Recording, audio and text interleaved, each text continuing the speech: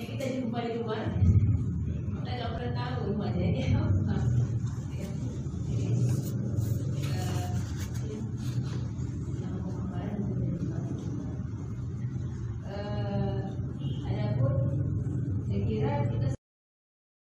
Jadi sebagaimana kita ketahui bersama bahwa penyakit COVID-19 ini, COVID Corona Virus Disease, ya disingkat COVID-19-nya itu karena ditemukan di tahun 2019.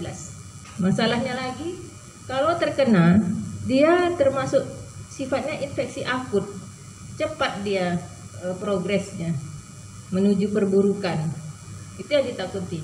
Mungkin orang kena kanker juga belum ada obatnya, tapi masih bisa bertahan 3 tahun, 5 tahun, masih bisa naik haji lagi dia, bisa umroh. Tapi kalau udah kena ini, udahlah dijauhi masyarakat, nanti opnamonya sendirian, meninggalnya juga dibungkus plastik, jadi udah ketakutan semua, gitu ya kan. Jadi berbeda sudut pandangnya sekarang. Dan vaksinnya sampai sekarang juga belum ada. Jadi apakah kita menjalani new normal ini sampai kapan? Sebenarnya ya sampai vaksin itu ada sebetulnya. Selanjutnya, nah, ya inilah dia kenapa kita pakai masker, ya, karena dianggap kalau batuk virusnya bisa terbang, ya. Kemudian melalui apa? Droplet. Droplet itu berarti titik-titik ini ya, semacam partikel-partikel dari percikan dahak kita ya. Nah, batuk bisa juga bersin. Jadi kalau bersin, sekali bersin itu lebih banyak lagi daripada sekali batuk. Tapi 5 menit bicara biasa itu sama dengan 1 kali batuk. Percikan virus yang keluar.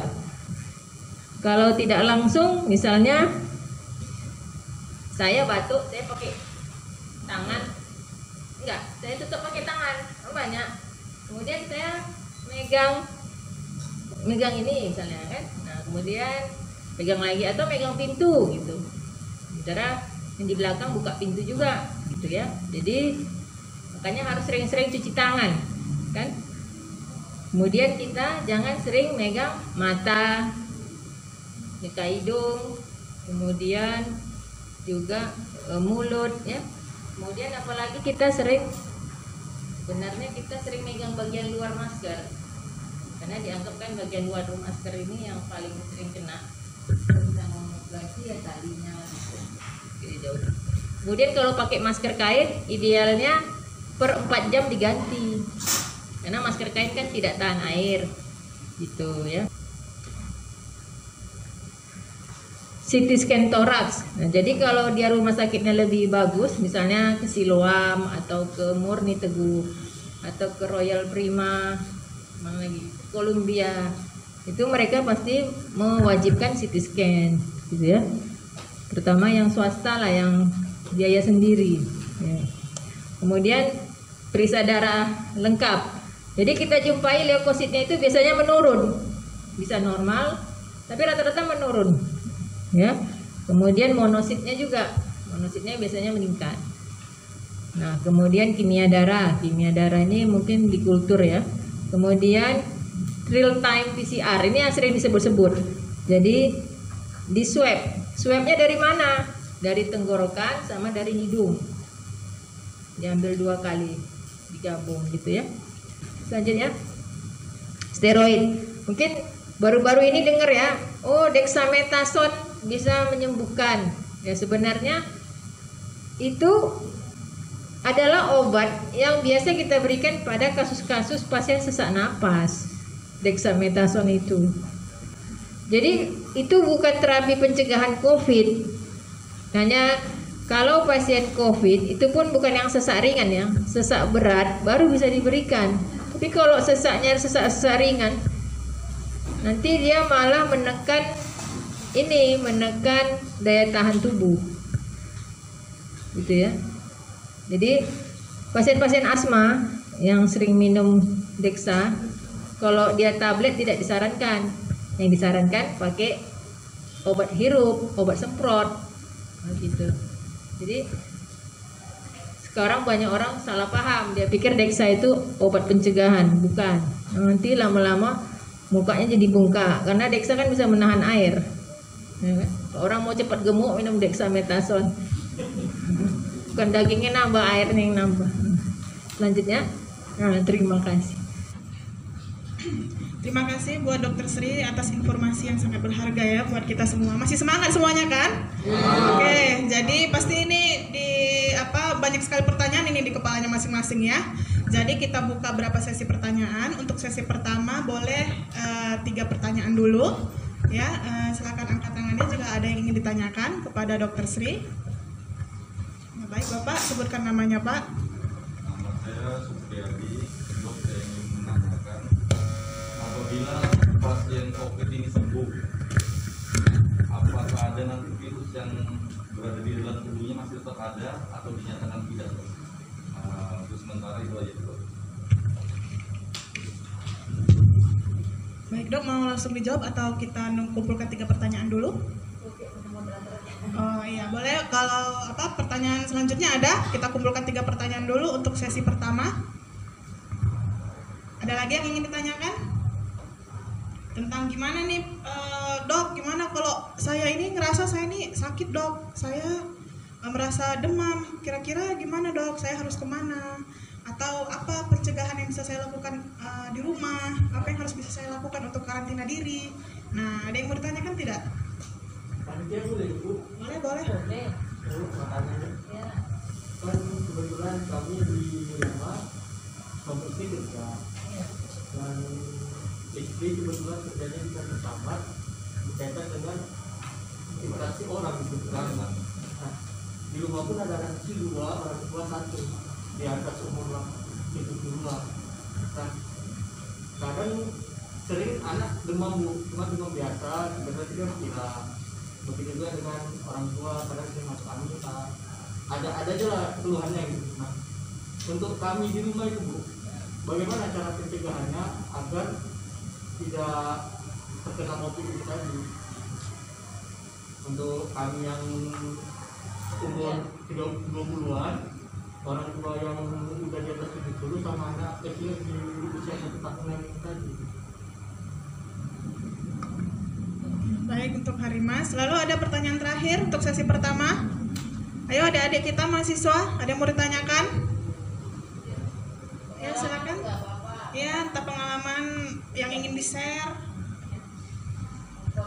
Oke, silakan.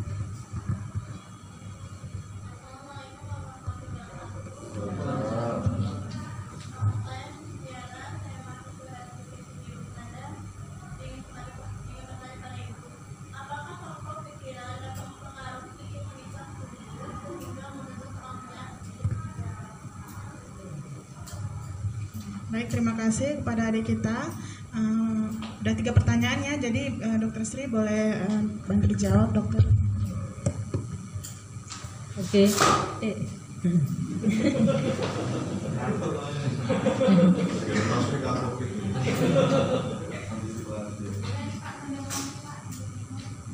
Memang kalau di ruangan ini serasa udah jam 5 sore. Lampunya tuh ya, apakah kalau pasien sembuh virusnya masih ada di tubuhnya ya Pak? Jadi kalau kita lihat di rapid test itu, ada yang pernah rapid test di ruangan ini? Oh belum? Nggak ditanya hasilnya, cuma rapid test aja. Jadi itu ada yang satu nggak dijelaskan. Ada yang hasilnya cuma 2 garis, ada hasilnya 3 garis. Yang hasilnya 3 garis ada IgM dan IgG tulisannya. IgM dan IgG gitu ya. Nah, jadi itu sebenarnya antibody. Jadi rapid test ini dia kenapa bisa negatif palsu? Karena dia mendeteksi antibody. Antibody itu hanya terjadi setelah kira-kira seminggu penularan. Jadi kalaulah misalnya dia di rapid sebelum masa inkubasinya, bisa non reaktif kan gitu. Makanya tidak jadi jaminan rapid ini. Dan ketika sudah sembuh pun rapid itu masih bisa positif untuk IgG-nya. Jadi pertama kali yang naik nanti IgM-nya, menjelang sembuhnya IgM-nya negatif, IgG-nya yang naik gitu. Nah, jadi kalau si swab tadi antigennya, antigen ini kan virusnya, jadi virusnya ini yang mau dilihat, makanya gold standarnya di swab. Jadi kalau orang sudah sembuh diharapkan darahnya itu kan banyak antibodinya, Pak. Nah, jadi antibodi tadi itu kalau diperhitungkan kira-kira di bawah setahun tetap bertahan. Sebenarnya gitu. Jika orang udah pernah kena, diharapkan kurang dari setahun dia masih bisa, nggak akan kenapa-napa lah gitu ya. Kalau dia udah berhasil, virusnya udah dipastikan nggak ada sebenarnya. Itu pun ya sebaiknya dia jangan dekat-dekat lagi dengan orang lain. Kalau tertular lagi itu di luar tanggung jawab kita. Jadi kalau dia virus di tubuhnya ya udah nggak ada, Bang. Karena memang setelah di swab dia negatif, nggak dijumpain lagi virus. Jadi bisa dipastikan virusnya nggak ada. Dia boleh kembali ke kehidupan normal, boleh kerja. Kemudian cara agar orang tua ataupun anak balita di rumah tidak terkena, ini memang masalah bagi kita semua, apalagi bagi dokter, perawat, bidan yang punya keluarga di rumah. Jadi tentunya setiap kita pulang ke rumah, kita wajib segera ganti baju dan mandi. Jam berapapun itu harus mandi sebelum kita berinteraksi dengan orang rumah. Kalau bisa sepatu itu jaraknya jauh di depan. Kadang kita terinjak orang meludah atau orang buang dahak di luar kan nggak tahu. Sepatu taruh di luar, kemudian ganti selop rumah, langsung masuk kamar mandi, ganti baju, baru berinteraksi sama anak sama orang tua. Kemudian kalau merasa batuk, pakai masker di rumah. Kalau merasa memang kurang sehat, pisah kamar dulu. Pisah kamar lah. Kalau merasa lagi nggak enak badan, nah, iya kan? Gitu. Dan tentunya di rumah anaknya dikasih vitamin tiap hari, orang tuanya juga. Tadi rajin-rajin makan jeruk, kadang minum teh, taruhkan jeruknya disigit, itu kan termasuk salah satu pencegahan. Nah, ya. Minum lemon tea, minum air jahe, minum vitamin C, terus nanti jam-jam 10 berjemur, itulah paling Pak yang dilakukan. Kemudian kalau di ruangannya ber-AC, jangan terus-menerus AC kan, harus dimatikan. Buka jendela lebar-lebar gitu. Jadi memang dampak positifnya adalah kita jadi lebih sehat, itu aja. Kan? Ajarkan bersih, sering cuci tangan, ganti baju, termasuk bagi yang ke pasar sekalipun belanja kan sekarang makin banyak pedagang yang positif. Pedagang mana mau pakai masker, terutama ya kalau ke pedagang kita beli daging mentah, ikan, itu lebih berbahaya sebenarnya. Karena virus itu dia kan butuh media untuk makan juga. Dia akan lebih bertahan di daging-daging mentah, ikan, jadi seperti itu. Jadi memang sebaiknya pakai kacamata, takut terpercik airnya. Kalau lagi belanja situ, kalau memungkinkan pakai sarung tangan plastik. Tapi jangan lupa ya, kita pakai sarung tangan plastik bukan berarti nggak cuci tangan. Karena kalau nggak pernah dicuci, lebih banyak virusnya di sarung tangan plastik itu. Jadi ada kalanya orang kan alergi, sering-sering pakai hand sanitizer ini, kulit kering, pecah-pecah, merah, gatal, iritasi, ya. Nah, jadi dia pakai sarung tangan plastik gitu. jangan sarung tangan kain. Itu cuman supaya jangan hitam tangannya, berarti dari kena sinar matahari naik kereta, bukan itu ya. Ini pakai sarung tangan plastik, itu pun pakai hand sanitizer gitu. Jadi saya rasa itu udah cukup satu pencegahan. Kemudian, apakah pikiran mempengaruhi imunitas? Oh iya, sangat. Jadi tentunya kita tetap berpikir positif bahwa sebenarnya ini hanya virus ini bisa disembuhkan dengan daya tahan tubuh yang bagus. Tuh. Ya. Untuk yang Muslim mungkin itu tadi faktor doa, faktor sholat sunnah, baca yasin, baca Quran banyak membantu. Memang ada pasien saya juga di rumah sakit swasta. Bapak ini sempat fotonya tambah jelek gitu tiap harinya, tapi dia rajin sholat sunat, baca Quran, nggak peduli dia. Lama-lama baik lagi sendiri. Padahal nggak gitu banyak obat yang diberikan sama dia. Jadi nampaknya dia berpikir positif sekali.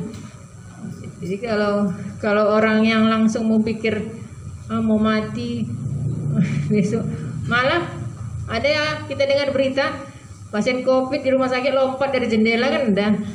Nah, itu yang membunuhnya sekarang siapa? Dia udah stres duluan. Jadi stres itu memang sangat mempengaruhi imunitas. Boleh stres tapi beralasan, ya kan? Ya gitu. Saya rasa itu. Baik, terima kasih Ibu. Untuk sesi berikutnya ada yang ingin ditanyakan kembali? Ya, silakan angkat tangannya jika ada yang mau bertanya. Boleh, Pak. Oke, baik, silakan Bapak sebutkan namanya, Pak. Nama saya Hermawan.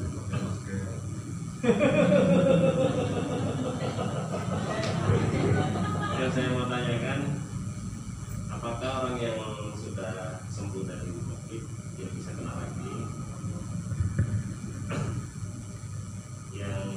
Nah itu dulu, ada lagi. Baik, terima kasih Bapak Hermawan. Selanjutnya ada yang ingin bertanya? Oke, baik, silakan.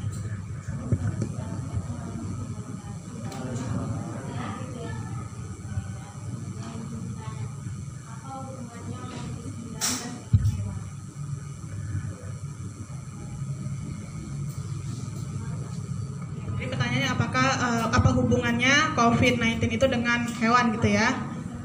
Oh, yang bisa menularkan ya, zoonosis gitu. Nah, oke, selanjutnya ada yang mau bertanya terakhir untuk sesi kedua ini? Silakan angkat tangannya jika ada yang mau bertanya. Nah, kalau gitu saya boleh Bu ya? Boleh. Karena saya sebenarnya banyak sekali yang ada di dalam kepala saya masih tanyakan gitu ya.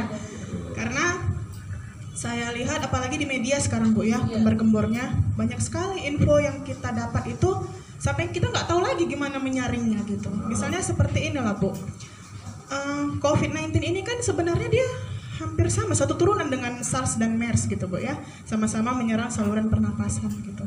Artinya kan kita sudah boleh dikatakan punya pengalaman untuk menghadapi virus yang menyerang saluran pernapasan gitu kan Bu. Tapi sepertinya kalau kita lihat bahkan sekelas WHO saja bingung gitu menghadapi COVID-19 ini. Misalnya Bu, contohnya peraturan dia yang pertama mengatakan bahwasanya masker hanya boleh digunakan untuk tenaga medis saja atau pasien yang memang suspek corona.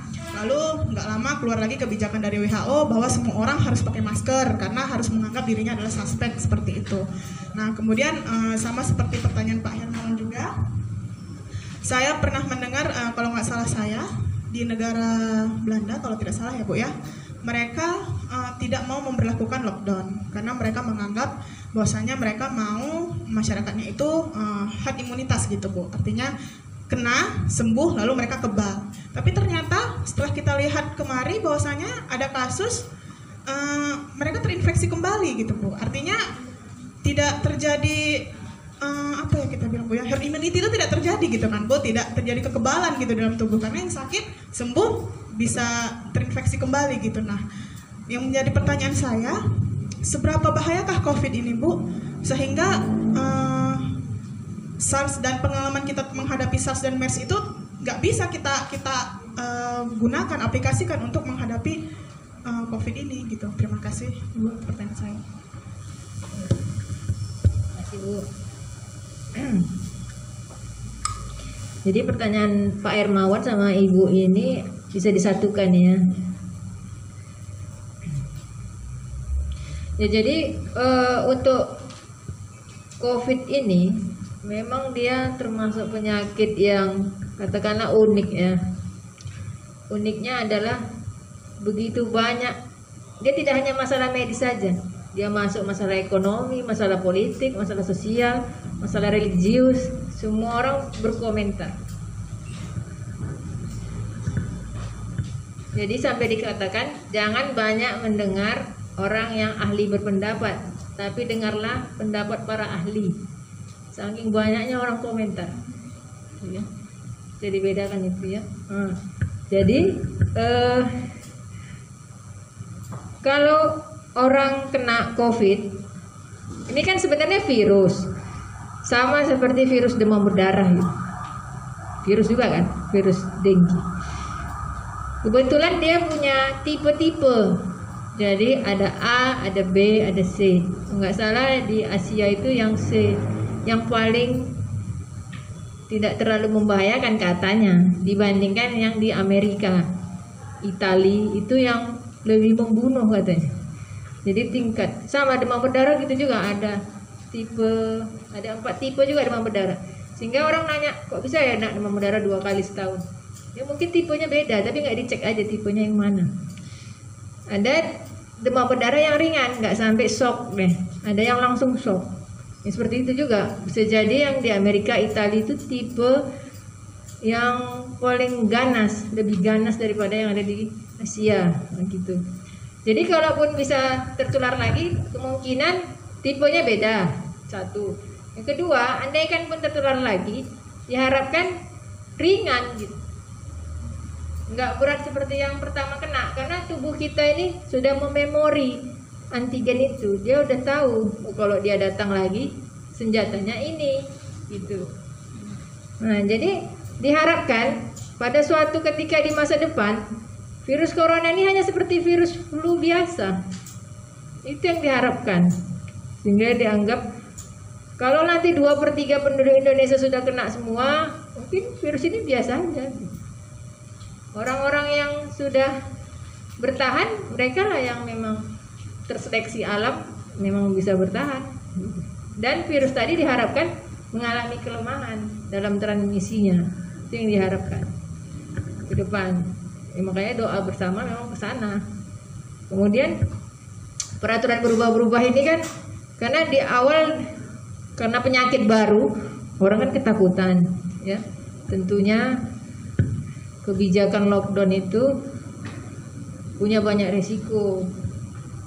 Orang yang punya ekonomi tiap hari harus keluar rumah, tiba-tiba disuruh di rumah, nggak makan, mungkin itu nampak lebih nyata bagi dia, bisa membunuh daripada corona itu sendiri. Kemudian negara juga jadi bangkrut karena mungkin orang nggak keluar, transaksi nggak jalan, nggak ada pemasukan dari pajak parkir aja. Tukang parkir aja banyak ngeluh, nggak ada lagi orang datang parkir, ya kan.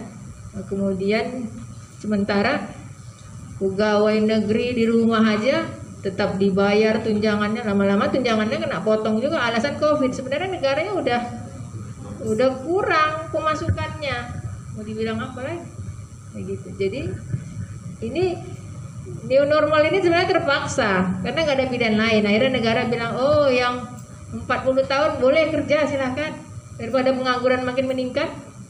Ibu-ibu sekarang kalau malam-malam apa nggak lebih takut keluar? Iya kan? Orang banyak nggak kerja, yang di penjara dikeluarin, tingkat kriminalitas meningkat. Mana lebih takut sama corona? Takut juga. Sekarang itu jadi ini bukan hanya masalah kesehatan, jadi ada masalah bersama. Nanti pada akhirnya orang akan berpikir, kalaupun kena kan ada rumah sakit, bisa berobat. Itu, ya kan?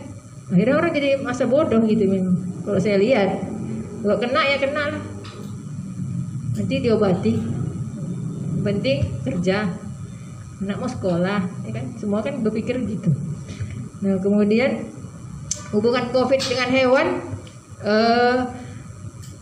memang awalnya diduga penyakit ini berasal dari hewan di Wuhan itu. Jadi sebenarnya yang namanya virus corona ini penyakit di hewan memang. Tapi corona tipe yang berbeda. Jadi dia punya banyak strain atau seri-serinya gitu ya. Nah, jadi kalau dia di kucing, di kelelawar, ya, di ular, di apa lagi hewan-hewan yang melata gitu, sebenarnya virus coronanya ada. Tapi apakah dia sama dengan COVID-19 belum tentu. Nah, jadi itu yang diduga orang ada mutasi gitu. Apakah mutasinya disengaja manusia? Atau memang ada sesuatu apa sehingga terjadi mutasi? Mutasi alamiah atau sengaja diciptakan? Nah itu. Kalau di Amerika, di Eropa, kebetulan masyarakatnya banyak memelihara hewan. Sehingga hewan demam aja mungkin dibawanya ke dokter. Diceknya juga, kena corona. Singanya kena, anjingnya kena. Di sini boro-boro lah kucingnya diperiksa kan nggak mungkin, nggak ada dilaporkan. Padahal kucing juga bisa bawa virus corona loh. Kita kan nggak pernah deteksi kucing di sini kan, ataupun hewan peliharaan. Tapi kalau di luar negeri, ya mungkin penyayang binatangnya itu banyak. Bahkan dipikirkan kalau tuan rumahnya karantina, bagaimana dengan hewan peliharaannya? Siapa yang jaga? Karena rata-rata mereka punya anjing di setiap rumah kan. Nah, sampai ke sana. Jadi tentunya nampaknya virus corona ini bisa pindah-pindah dari hewan ke manusia. Tapi udahlah, yang di manusia aja kita udah mumet mikirinnya, ini mikirin hewan lagi. Apalagi kita di sini jarangnya dekat-dekat sama hewan. Tapi kalaulah ada melihara kucing, sebaiknya jangan masuk rumah dulu lah, gitu. Ya, karena bisa jadi faktor pembawa. Jadi juga di rumah sakit sekarang kan hewan-hewan jangan keluar masuk, nanti entah dari kamar mana dia masuk kemari gitu. Ya, saya rasa mungkin bisa dipahami ya. Ya, terima kasih. Kembali. Baik. Ada yang mau ditanyakan kembali untuk seksi berikutnya? Ada? Kalau tidak ada, biar kita tutup untuk sesi pertama pemaparan. Tidak ada ya? Baik, terima kasih kepada Dr. Sri. Betul, benar-benar informasi yang sangat berharga buat kita ya. Artinya setelah kita keluar dari ruangan ini, bertambah ilmu kita harus menjaga kebersihan ya. Kemudian proteksi diri kita, rajin cuci tangan, menggunakan masker. Lalu jangan beranggapan bahwasanya kalau sudah kena kita bebas dari itu ya, Bu ya. Bisa saja kita punya kemungkinan untuk kena lagi dengan strain yang berbeda, mungkin seperti itu. Jadi terima kasih buat Dr. Sri atas ilmunya, dan semoga ilmu ini bisa kita manfaatkan ya, kita aplikasikan dengan benar. Nah, untuk sesi pertama saya tutup. Untuk sesi berikutnya, sebelum kita masuk ke sesi berikutnya, boleh coffee break dulu. Di belakang ada coffee, silakan diambil. Baik, assalamualaikum warahmatullahi wabarakatuh. Waalaikumsalam.